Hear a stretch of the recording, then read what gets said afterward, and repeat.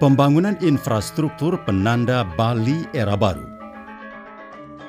Di bawah kepemimpinan Gubernur dan Wakil Gubernur Bali Wayan Koster dan Cooke Sukawati, pembangunan Bali diselenggarakan dengan visi Nangun Satkerti Loke Bali melalui pola pembangunan semesta berencana menuju Bali era baru yang mengandung makna menjaga kesucian dan keharmonisan alam Bali beserta isinya untuk mewujudkan kehidupan kerama Bali yang sejahtera dan bahagia skala niskala menuju kehidupan kerama dan gumi Bali sesuai dengan prinsip Trisakti Bung Karno, berdaulat secara politik, berdikari secara ekonomi, dan berkepribadian dalam kebudayaan yang dilaksanakan melalui pembangunan secara terpola, menyeluruh, terencana, terarah, dan terintegrasi dalam bingkai Negara Kesatuan Republik Indonesia berdasarkan nilai-nilai Pancasila 1 Juni 1945.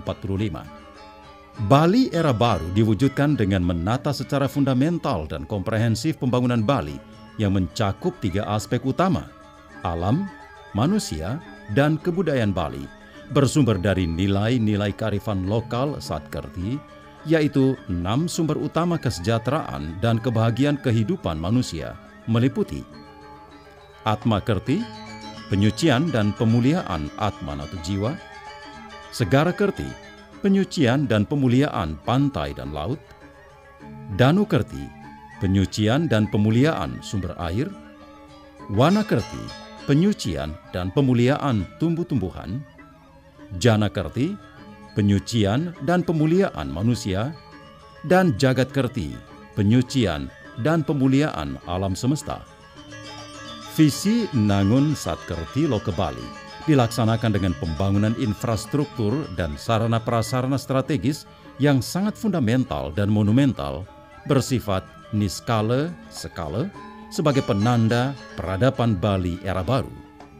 Astungkara, berkat restu alam semesta, tuntunan Ida Betara Sasuhunan, leluhur, guru-guru suci, dan penglingsir Bali. Meskipun dalam kondisi sulit di masa pandemi COVID-19, pembangunan infrastruktur dan sarana prasarana strategis dapat dilaksanakan dengan lancar dan sukses sesuai rencana Labde Karya Manggu Side Sidaningdon. Pelindungan kawasan suci Besakih. Dalam tatanan niskala spiritual Bali, Pura Agung Besakih adalah pura kahyangan jagat terpenting di Bali, merupakan hulu ning Bali Raja, hulu kerajaan Bali, sekaligus juga Madyanikang Buana, pusat dunia. Pada masa kerajaan Bali kuno, Pura Agung Besakih dimuliakan sebagai hila-hila hulundang ing Basukih, yakni kawasan suci tempat memohon kerahayuan hidup atau Basuki di hulu Bali, dipantangkan atau hila-hila untuk dimasuki secara sembarangan oleh siapapun. Kawasan Pura Agung Besakih benar-benar telah menghadapi permasalahan sangat serius. Pada Palemahan terjadi pembiaran atas kesemrawutan seperti warung dan toilet yang tidak tertata, kumuh, tidak tersedia drainase, sampah tidak terkelola, macet, tempat parkir tidak memadai, dan tidak tersedia tempat pasandekan. Kondisi yang amat parah ini telah berlangsung selama berpuluh-puluh tahun. Pembiaran atas kondisi tersebut membuat kondisi tidak harmonis dengan keagungan dan kesucian Pura Agung Besakih. Menyikapi kondisi tersebut, Gubernur Bali Wayan Koster dengan kesadaran penuh membangun Bali mulai dari hulu dengan memprioritaskan pembangunan pelindungan kawasan suci Pura Agung Besakih. Pembangunan ini memerlukan anggaran sebesar 884 miliar rupiah yang bersumber dari APBN Kementerian PUPR sebesar 393 miliar rupiah dan APBD Semesta Berencana Provinsi Bali sebesar 491 miliar rupiah. Pembangunan telah dimulai pada hari Rabu, Bude Umanis Dukut, tanggal 18 Agustus 2021. Peletakan batu pertama oleh Presiden ke-5 Republik Indonesia, Ibu Megawati Soekarno Putri. Pembangunan ditargetkan selesai bulan Desember 2022. Bangunan ini memberi manfaat nyata bagi umat Hindu dan masyarakat umum, baik di Bali maupun di luar Bali, dalam melaksanakan upekara dan upacara suci Dreste Bali di Pura Agung Besaki dengan rasa nyaman dan aman.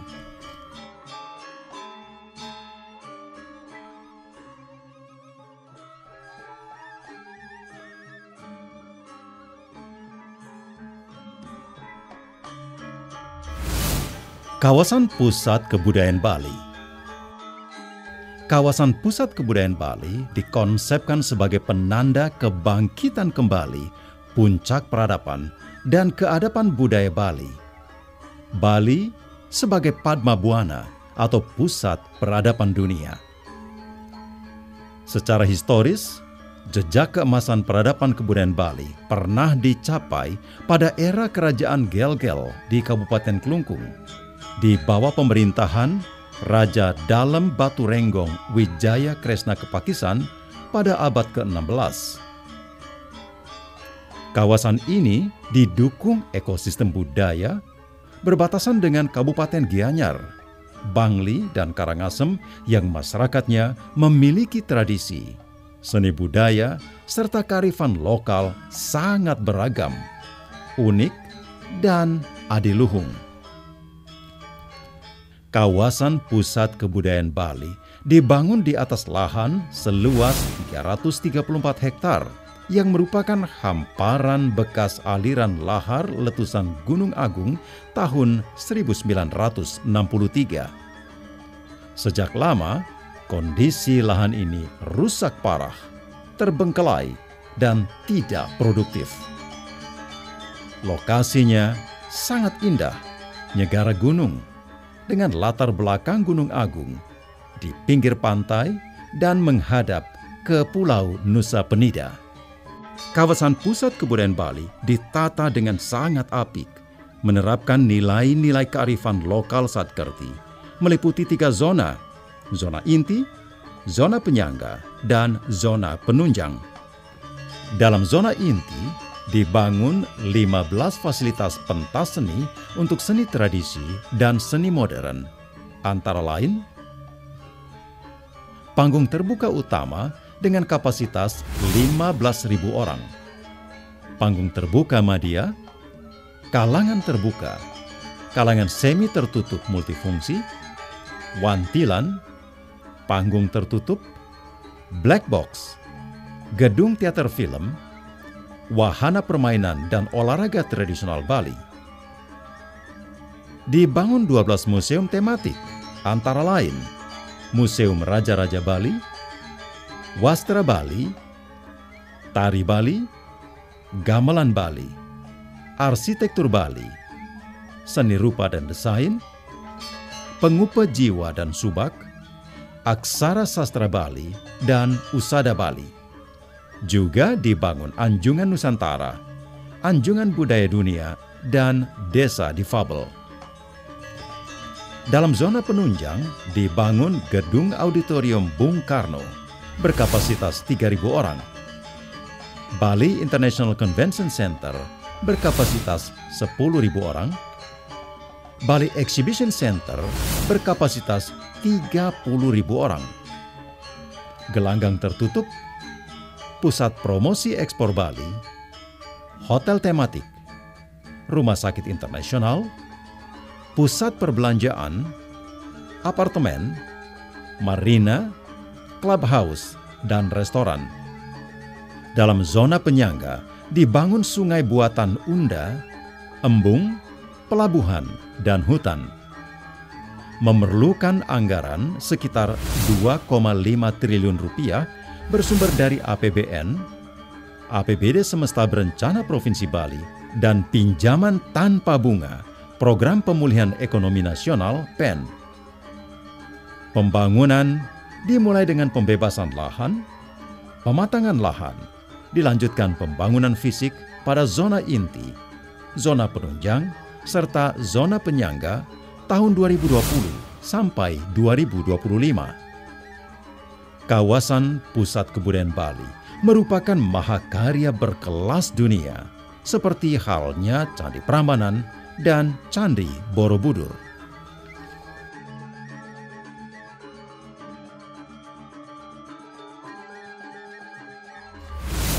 Shortcut Singaraja Mengwitani. Pembangunan Shortcut Singaraja Mengwitani merupakan implementasi nyata janji politik Gubernur Bali, Wayan Koster, kepada masyarakat Buleleng pada saat kampanye pemilihan Gubernur dan Wakil Gubernur Bali tahun 2018. Sejak dahulu, kondisi Jalan Singaraja Mengwitani terdiri atas banyak tikungan tajam dan tanjakan curam. Kondisi ini membuat pengguna jalan tidak nyaman dan sangat membahayakan. Shortcut Singaraja Mengwitani telah berkali-kali diwacanakan, bahkan dikampanyekan pada setiap pilkada, namun tidak pernah terwujud. Pembangunan Shortcut Singaraja Mengwitani terdiri dari 12 titik. Dilaksanakan mulai tahun 2019, ditargetkan selesai tahun 2025. Total kebutuhan anggaran sebesar 1,6 triliun rupiah.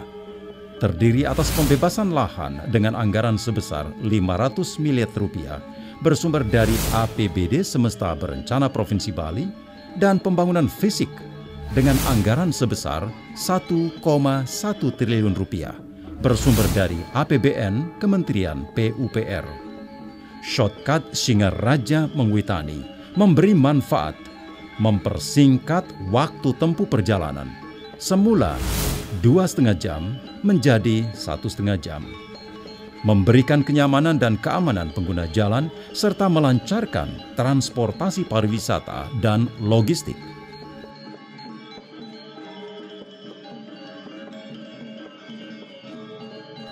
Tol Jagatkerti Bali. Keseimbangan dan keharmonisan pembangunan antar wilayah di Bali tidak akan pernah terwujud tanpa infrastruktur darat yang terkoneksi dan terintegrasi.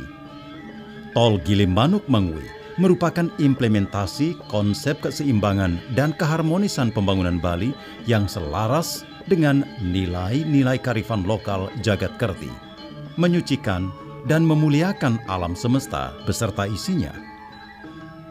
Sejak dahulu, jalan yang menghubungkan Gilimanuk Mengwi memiliki banyak tikungan tajam dan tanjakan curam dengan tingkat kecelakaan yang tinggi.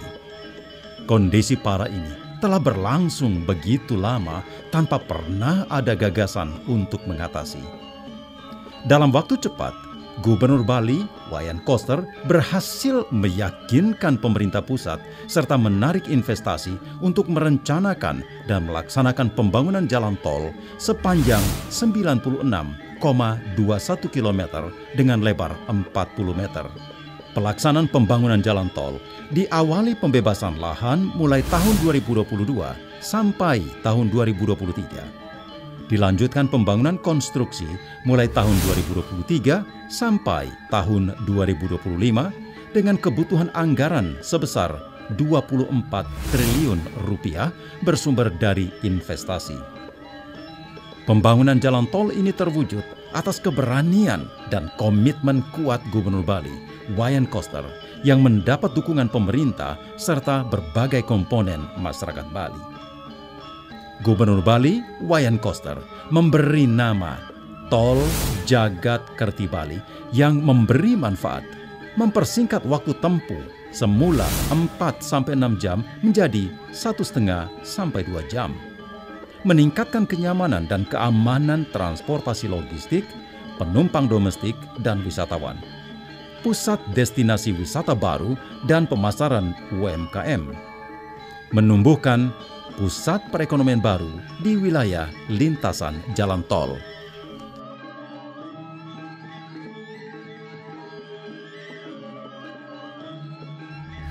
Pelabuhan Segitiga Sanur Sampalan Bias Munjul. Nusa Penida merupakan pulau yang sakral dengan sejumlah kahyangan suci, antara lain Pura Penataran Ped, Pura Pucak Mundi, dan Goa Giri Putri. Keberadaan Nusa Penida tidak terpisahkan dengan Nusa Ceningan, Nusa Lembongan, dan Bali Daratan. Nusa Penida merupakan kawasan yang sangat potensial dan memiliki kekuatan daya tarik alam yang istimewa, namun belum dikembangkan secara optimal dan terintegrasi. Sejak dahulu, Penyeberangan laut dari Sanur ke Nusa Penida sangat memprihatinkan. Tidak nyaman dan tidak aman karena tidak ada pelabuhan. Namun tidak pernah ada yang memikirkan solusi atas kondisi buruk ini.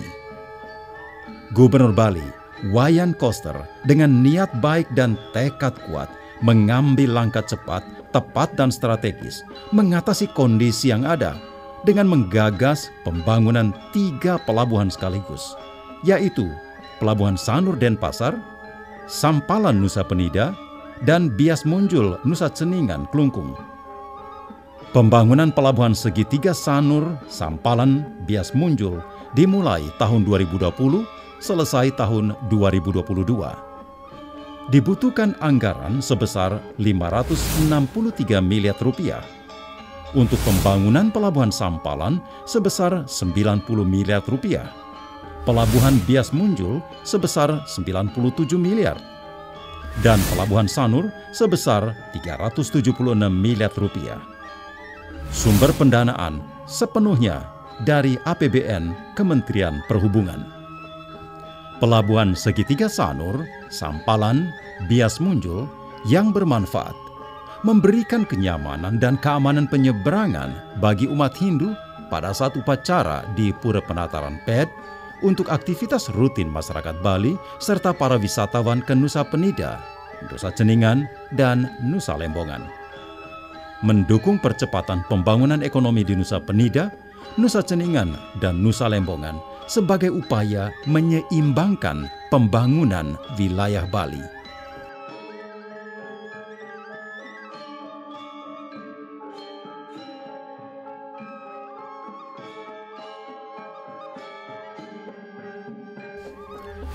Bali Maritime Tourism Hub. Sebagai destinasi wisata utama dunia, Bali harus memiliki infrastruktur pendukung yang memadai berkelas dunia.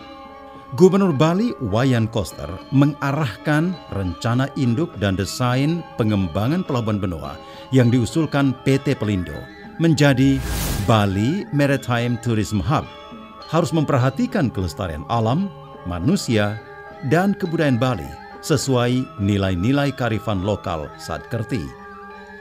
Kondisi pelabuhan Benoa Denpasar kurang memadai dan tidak tertata dengan baik. Bercampur antara layanan logistik, perikanan, dan wisata, serta belum memberi manfaat optimal bagi perekonomian Bali. Bali Maritime Tourism Hub. Gubernur Bali, Wayan Koster, mensyaratkan 51% dari luas total 70 hektar harus dimanfaatkan untuk ruang terbuka hijau berupa taman hutan Segara Kerti. Pelaksanaan pembangunan mulai tahun 2020, selesai tahun 2023. Percepatan pembangunan dilaksanakan dalam rangka menyambut pertemuan presidensi G20 yang dilaksanakan di Bali tahun 2022. Kebutuhan anggaran sebesar 6,1 triliun rupiah, sepenuhnya bersumber dari PT Pelindo. Bali Maritime Tourism Hub merupakan wahana berkelas dunia yang memberi manfaat, meningkatkan layanan transportasi logistik, cruise dan yacht, pusat destinasi wisata baru dan pemasaran UMKM, pusat pertumbuhan perekonomian baru di Bali Selatan.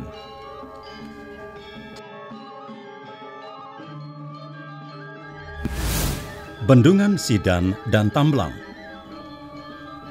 Ketersediaan air untuk kebutuhan kehidupan sehari-hari dan pengairan menjadi masalah besar dan serius di Bali. Membangun bendungan merupakan swadharma murdaning jagat Bali sesuai ajaran yang tersurat dalam Kitab Slokantara. Membuat satu telaga untuk umum, dam atau bendungan, lebih mulia daripada menggali 100 sumur. Pembangunan bendungan selaras dengan nilai-nilai kearifan lokal Danukerti, menyucikan dan memuliakan sumber air. Secara umum, kondisi mata air dan sungai di Bali mengalami penurunan kapasitas. Bahkan, banyak sungai yang sudah mengering, sehingga kebutuhan air sehari-hari yang dipenuhi dari air bawah tanah semakin meningkat. Hal ini sangat mengancam kelestarian lingkungan dan ekosistem alam Bali. Gubernur Bali Wayan Koster melakukan upaya keras mengatasi masalah tersebut hingga berhasil meyakinkan Kementerian PUPR untuk membangun bendungan Sidan dan bendungan Tamblang. Pelaksanaan pembangunan mulai tahun 2019 selesai tahun 2023. Pembangunan bendungan Sidan di wilayah Bangli dan Badung dengan anggaran sebesar 1,8 triliun rupiah, serta bendungan Tamblang Buleleng dengan anggaran sebesar 794 miliar rupiah sepenuhnya bersumber dari APBN Kementerian PUPR. Bendungan Sidan dan bendungan Tamblang memberi manfaat, memenuhi kebutuhan penyediaan air minum dan mendukung irigasi untuk wilayah Gianyar, Denpasar, Badung, dan Tabanan, serta Buleleng. Mengurangi penggunaan air bawah tanah yang berisiko terhadap lingkungan dan ekosistem alam Bali.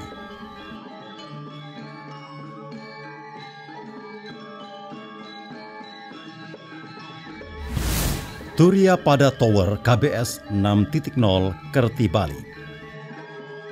Gubernur Bali Wayan Koster menggagas Taman Komunikasi Bali Smart KBS berupa tower berkelas dunia dengan menerapkan nilai-nilai kearifan lokal saat kerti serta filosofi Akasa Pertiwi Purusa Pradana. Konsep tower memadukan nilai-nilai tradisi Bali dengan teknologi global sebagai wujud Loke Samasta Sakino Bawana yang bermakna sumber kesejahteraan dan kebahagiaan kehidupan manusia yang mendunia. Gubernur Bali Wayan Koster menatahkan nama Turiya Pada Tower KBS 6.0 Kerti Bali. Sejak lama, masyarakat Buleleng tidak dapat menikmati siaran televisi tanpa bantuan antena parabola, sehingga sangat tertinggal dalam memperoleh informasi terkini dan tidak dapat menikmati hiburan melalui media televisi. Gubernur Bali Wayan Koster konsekuen memenuhi janji kampanye pada saat pemilihan gubernur dan wakil gubernur Bali tahun 2018 dengan membangun tower di Desa Adat Amertesari, Pegayaman, Kabupaten Buleleng. Pelaksanaan pekerjaan tower mulai tahun 2022 selesai tahun 2023. Kebutuhan anggaran sebesar 365 miliar rupiah sepenuhnya bersumber dari APBD Semesta Berencana Provinsi Bali. Karakteristik Turiya Pada Tower: tinggi tower 115 meter, dibangun di atas lahan dengan luas 4 hektar pada ketinggian 1.521 meter di atas permukaan laut, sehingga total tinggi tower menjadi 1.636 meter. Memiliki fasilitas multifungsi dan terpadu berupa pemancar, planetarium, skywalk, restoran putar 360 derajat, jembatan kaca,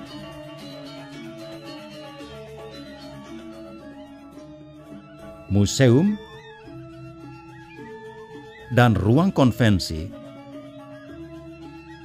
serta dilengkapi gondola.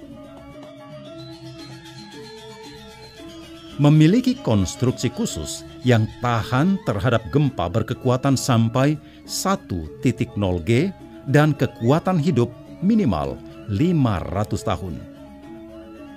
Turiya Pada Tower KBS 6.0 Kerti Bali merupakan tower ikonik monumental pertama di Indonesia. Tidak kalah dengan 5 tower ternama di dunia, yaitu Menara Eiffel, Tokyo Tower, Toronto Tower, Macau Tower, dan Vansetten Tower. Turiya Pada Tower merupakan daya tarik wisata baru yang ramah lingkungan, indah, dan sangat keren. Dilengkapi kebun bunga, kebun buah, area bermain anak, glamping, flying fox, UMKM, dan restoran. Turya Pada Tower akan mengatasi blank spot menjangkau 80% di wilayah Buleleng, Karangasem, dan Jembrana. Gubernur Bali Wayan Koster dengan niat baik, tekad kuat, yang bekerja dengan fokus, tulus, lurus, telah mampu mewujudkan sesuatu yang sebelumnya hanya mimpi, kini menjadi kenyataan. Sesuatu yang selama ini hanya wacana, sekarang sudah terwujud. Sesuatu yang sebelumnya tidak ada, tidak terpikirkan, bahkan sama sekali tidak terbayangkan, kini hadir di depan mata yang memberi masa depan baru. Bali era baru diwujudkan dengan pembangunan infrastruktur dan sarana prasarana strategis yang meliputi pelindungan kawasan Suci Besakih, kawasan pusat kebudayaan Bali, shortcut Singaraja Menguitani, tol Jagatkerti Bali, pelabuhan segitiga Sanur, Sampalan, Bias Munjul, Bali Maritime Tourism Hub, Bendungan Sidan dan Tamblang, serta Turya Pada Tower KBS 6.0 Kerti Bali. Pembangunan infrastruktur dan sarana prasarana strategis ini merupakan mahakarya adiluhung, bersejarah, fundamental, dan monumental yang dibangun dengan menerapkan nilai-nilai kearifan lokal Satkerti sebagai tonggak peradaban dan penanda Bali era baru. Semua mahakarya baru tersebut menjadi kebanggaan yang membahagiakan, sepenuhnya diwariskan kepada seluruh masyarakat Bali, menjadi warisan dari generasi ke generasi nan abadi sepanjang zaman. Astungkare, walaupun pemerintah sedang mengalami keterbatasan anggaran akibat pandemi COVID-19, namun berkat komitmen kuat dan niat mulia Gubernur Bali Wayan Koster, telah terbuka jalan mendapat dukungan pemerintah pusat, bahkan mendapat perhatian langsung dari Presiden Republik Indonesia, Bapak Insinyur Joko Widodo, sehingga seluruh program pembangunan infrastruktur dan sarana prasarana strategis tersebut dapat terwujud sesuai rencana. Pembangunan infrastruktur dan sarana prasarana strategis tersebut mendorong pusat-pusat pertumbuhan perekonomian baru yang terintegrasi guna menyeimbangkan pembangunan di wilayah Bali Selatan, Barat, Tengah, Utara, dan Timur demi peningkatan kesejahteraan dan kebahagiaan masyarakat Bali secara merata dan adil, niskala skala.